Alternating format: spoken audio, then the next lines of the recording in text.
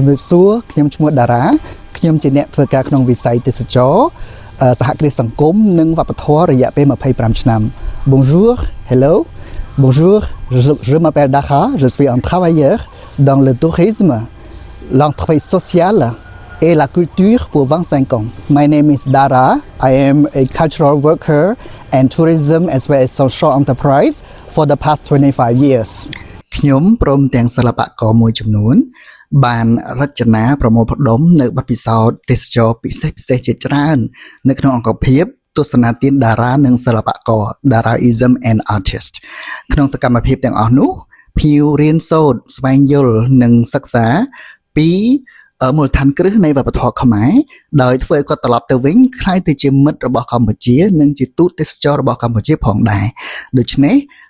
បទពិសោធន៍ទាំងអស់គឺភាគច្រើនគឺ private នៅក្នុងទស្សនាទានតារានិងសិល្បករ website គឺ daraismandartist.org ប៉ុន្តែ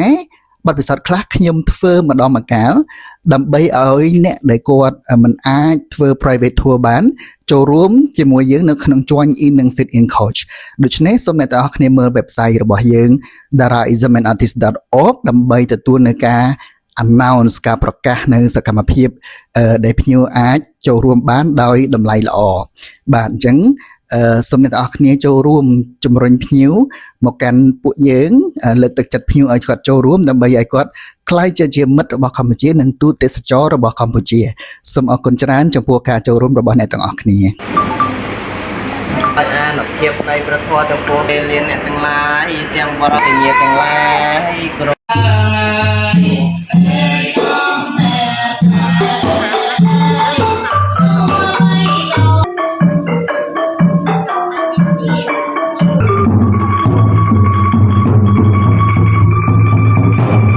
ជម្រាបលា Au revoir